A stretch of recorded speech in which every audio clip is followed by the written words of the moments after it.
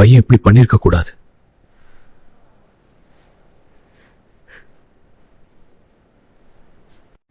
ராமோட அப்பாவுக்கு ஒரு கால் வருது. அது ராம் ஸ்கூலில் இருந்து பிரின்சிபல் ஆஃபீஸில் இருந்து. யார் பேசுகிறாங்க அப்படின்னா பிரின்சிபல் தான் பேசுகிறாங்க. அவர் என்ன சொல்கிறாரு அப்படின்னா, உங்கள் பையன் வந்து என்னோடய ஆஃபீஸில் தான் இருக்கான், நீங்கள் நேரடியாக வர முடியுமா அப்படின்னு சொல்லிட்டு அவர் கேட்குறாரு. அப்போ அவர் வந்து ரொம்ப பதட்டமாக, இது வரைக்கும் ஸ்கூலில் இருந்து இந்த மாதிரி அவருக்கு கால் வந்ததே கிடையாது. அதனால் ரொம்ப பதட்டமாக ராம்க்கு என்னாச்சு, நல்லா இருக்கானா அப்படின்னு சொல்லி கேட்குறாங்க.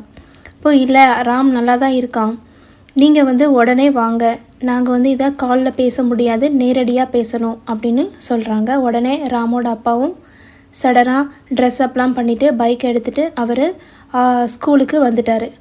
ஆனால் அவருக்கு ராமோட கிளாஸ் எங்கே இருக்குதுன்னு தெரியாது, அண்ட் பிரின்சிபல் ரூம் கூட எங்கே இருக்குதுன்னு தெரியாது. ஒவ்வொருத்தங்கிட்டயாக கேட்டுட்டு ஒரு வழியாக அவர் என்ன பண்ணுறாரு, பிரின்சிபல் ரூமுக்கு போயிட்டார். அதுக்கப்புறமா வந்து அங்கே வந்து என்ன நடக்குது அப்படின்னா, ராம் வந்து பிரின்சிபல் முன்னாடி அழுதுட்டு நின்றுட்டுருக்கான். அப்போ வந்து என்ன சொல்கிறார் அப்படின்னா, உங்கள் பையன் வந்து இது வரைக்கும் 3வது முறையாக கேர்ள்ஸ் டாய்லெட்குள்ளே போயிருக்கான் அப்படின்னு சொல்கிறாங்க.